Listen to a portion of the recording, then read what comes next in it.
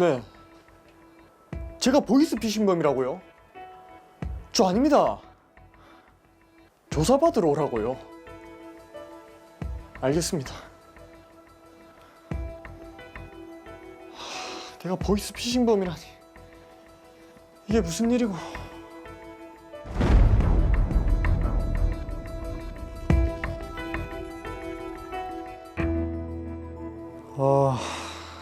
내일 간만에 공강이라 수업 하나도 없는데 뭐하노? 여친이라도 있으면 데이트라도 할 낀데 외롭네 외로워. 민호가 데이트 어플에서 만난 애랑 썸 타고 있다고 했지. 나도 한번 해볼까. 오, 됐다. 푸사 예쁜데?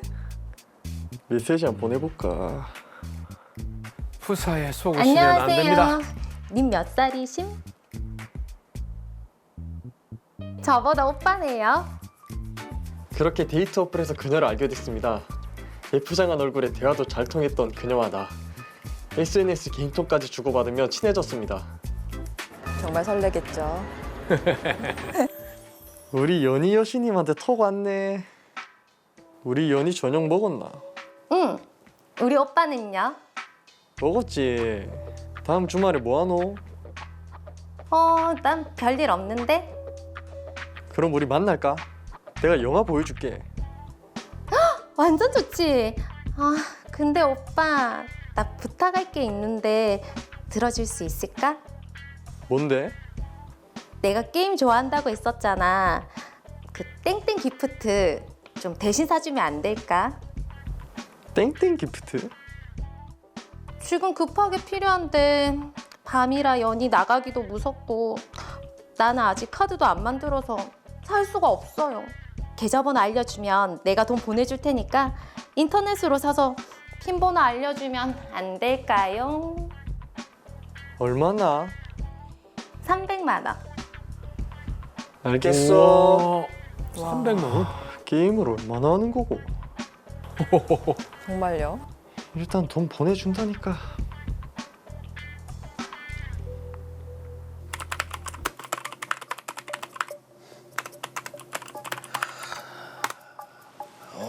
오케이. 한 명 더 걸려들었고. 강수 오빠 뭐하노? 빨리 핀 번호 안 알려주고.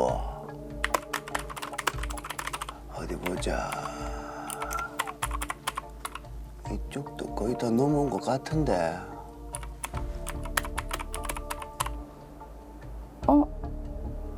모르는 번호인데.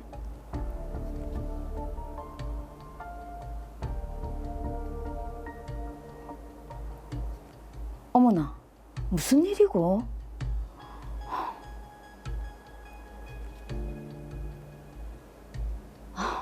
진짜 고장이 났는갑네. 전화를 안 받노.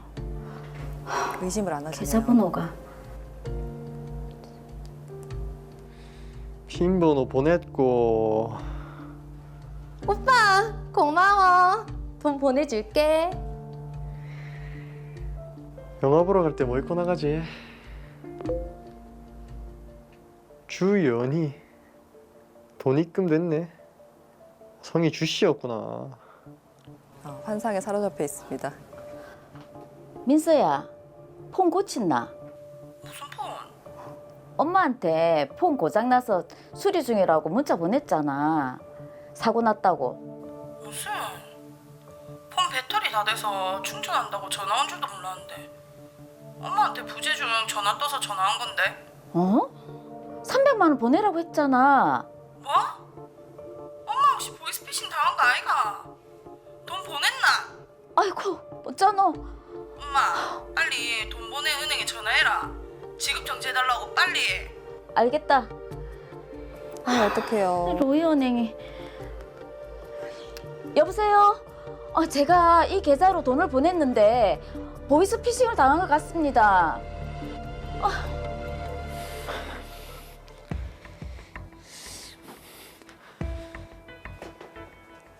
뭐고?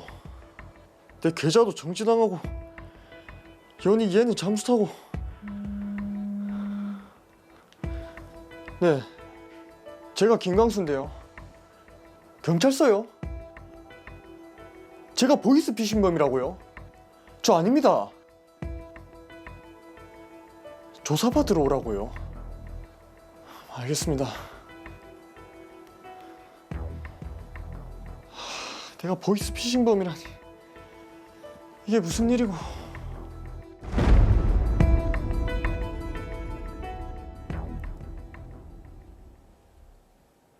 아니 김광수 씨 연애 좀 해보려고 하다가 보이스피싱범이 됐어요. 도대체 이게 무슨 날벼락이죠? 야, 정말 이게 좀 상황이 굉장히 복잡하긴 한데 김광수 씨 입장에서는 너무너무 억울한 상황이거든요. 네. 빨리 사건 정리부터 하겠습니다. 김광수 씨는 여자친구를 사귀고 싶은 마음에 데이트 앱을 다운받아 채팅을 했는데요. 거기서 미모의 여성으로 보이는 연희 씨를 알게 됐고 연락을 주고받으며 친해졌습니다. 며칠 후 연희 씨는 김광수 씨에게 계좌번호를 알려주면 돈을 보내줄 테니 땡땡 기프트 카드를 사서 핀 번호를 알려달라고 하죠. 연희 씨와 더욱 가까워지고 싶었던 김광수 씨는 땡땡 기프트 카드를 사서 핀 번호를 알려줬고 자신의 계좌로 돈도 이체받았습니다. 그런데 며칠 후 경찰서에서 김광수 씨가 보이스피싱범이라며 신고가 들어왔다고 조사를 받으러 나오라는 연락을 받았습니다. 네, 보이스피싱범에게 실제 주연희 씨와 김광수 씨 두 명이 당한 거잖아요. 사실 알고 보면 김광수 씨는 자신도 모르는 사이에 이렇게 범죄에 연루가 됐어요. 그렇습니다. 보통은 일반적으로 고액의 돈을 전달해서 피싱범으로 몰리는 경우가 많은데 근데 지금 300만 원이거든요. 네. 이게 땡땡 기프트 카드라는 게 이게 뭐죠, 변호사님? 네, 선물용 기프트 카드인데요. 휴대폰의 플레이스토어에서 유료 어플리케이션과 게임을 간편하게 구매할 때 사용할 수 있습니다. 플라스틱 카드에 기재되어 있는 16자리 핀 번호를 입력해서 이용할 수 있고 편의점과 인터넷에서 구매할 수 있습니다. 주로 학생들이 게임을 할 때도 많이 이용하고 있는 것으로 알고 있습니다. 네, 보통 보이스피싱범이라고 하면 돈만 노리는 줄 알았는데 이런 선불형 기프트 카드도 노리는 거네요. 네, 그렇습니다. 보이스피싱이 날로 진화하면서 결제 수단으로 사용할 수 있는 선물형 기프트 카드 등을 메신저로 보내달라는 신종 사기 범죄 또한 늘어나고 있습니다.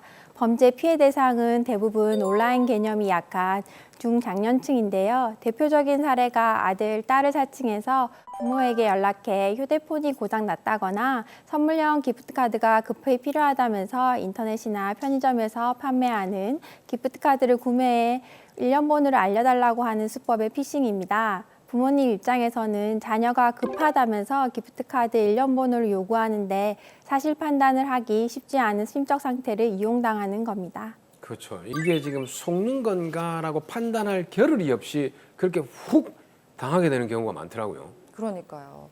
이 기프트 카드를 사서 일련 번호를 알려달라는 문자도 정말 조심해야겠습니다. 네. 자, 다시 사례로 돌아가서 김광수 씨는 연희 씨 부탁으로 기프트 카드를 대신 구매를 해준 건데 이거 어떻게 해야 되나요? 우선 김광수 씨는 본인의 의사와 무관하게 보이스피싱 범죄단체에 사용될 계좌를 제공하고 피해금을 보이스피싱범에게 전달하는 두 가지 역할을 수행한 것처럼 보이는 상황인데요.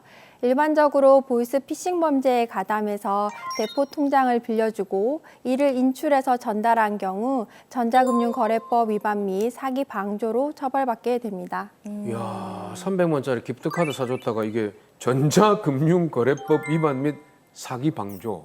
너무 무서운데요. 그러니까요. 네, 전자금융거래법에서는 누구든지 계좌와 관련된 정보를 사용, 관리함에 있어 범죄에 이용할 목적으로 또는 범죄에 이용될 것을 알면서 계좌와 관련된 정보를 제공하거나 제공받는 행위 또는 보관, 전달, 유통하는 행위를 해서는 안 된다고 규정하고 있습니다.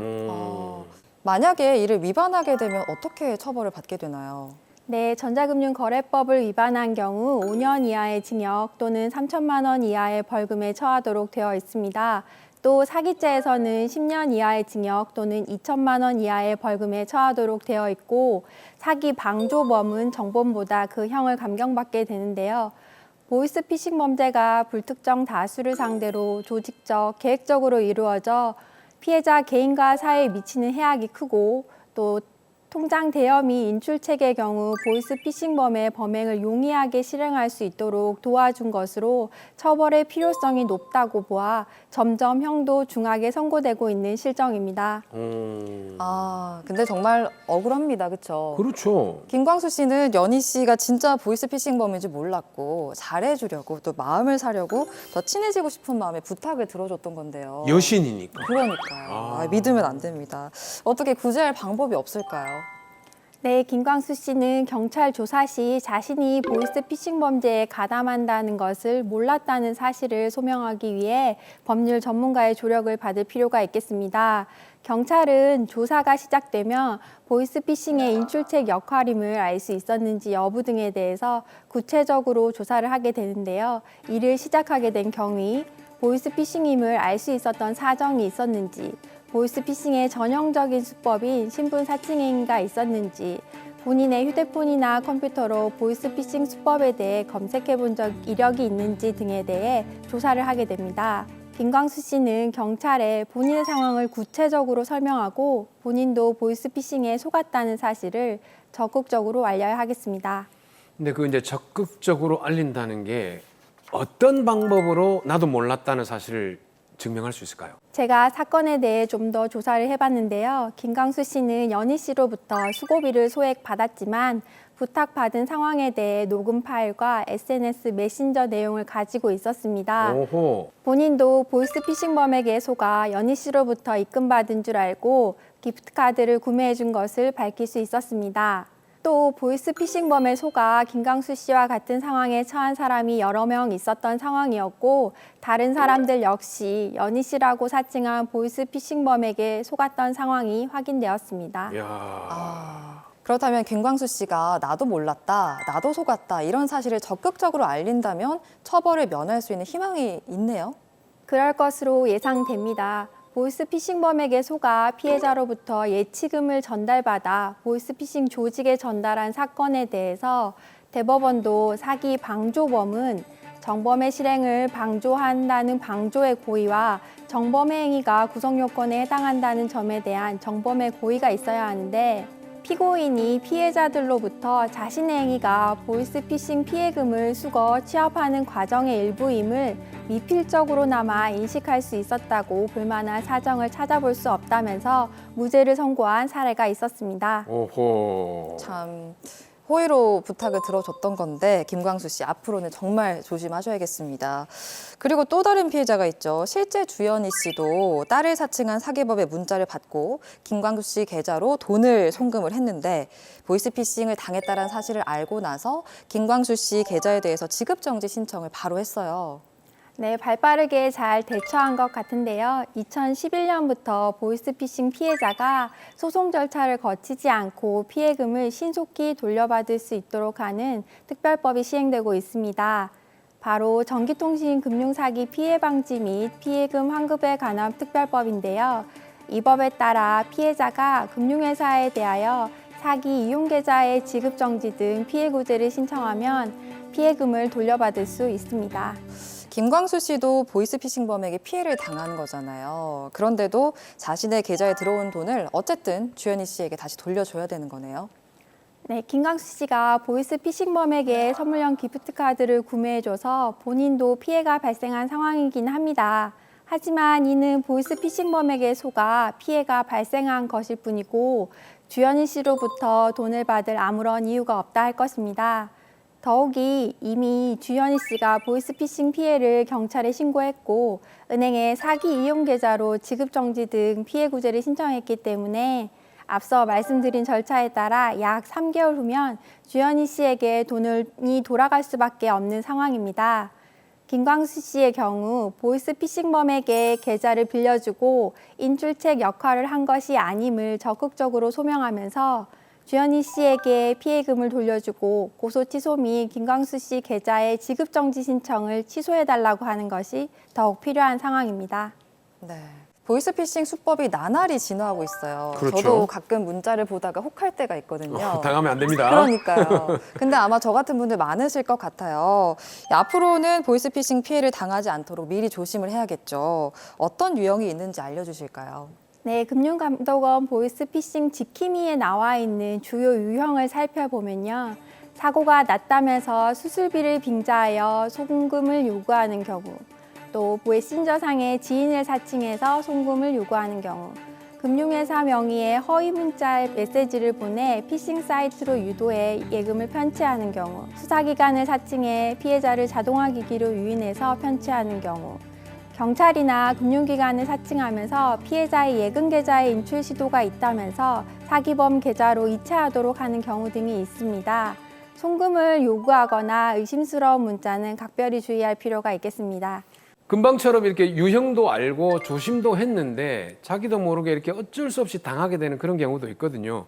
그럴 때 대처를 어떻게 하면 좋을까요?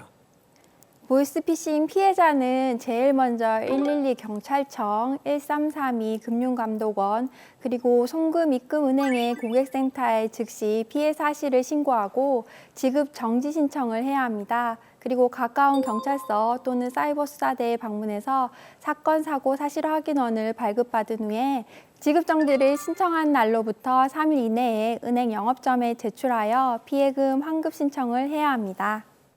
자, 마지막으로 보이스피싱에 안타깝게 당한 두 사람에게 한마디 부탁드릴게요. 우선 김광수 씨, 보이스피싱 범죄의 피해자이면서도 보이스피싱 범죄에 가담한 것으로 조사를 받게 됐는데요. 호의나 간단한 심부름이라고 생각한 행동으로 큰 곤욕을 치를 수 있으니 앞으로 이런 일이 생기지 않도록 조심하시기 바랍니다.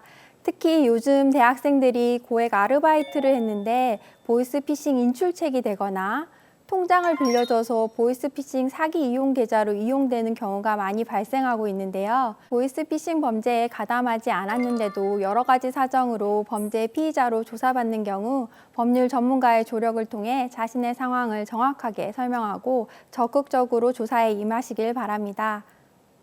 그리고 주연희 씨처럼 보이스피싱 피해를 당하셨다면 사기 이용 계좌에서 돈이 인출되기 전에 즉각적으로 신고 절차를 밟으시기 바랍니다.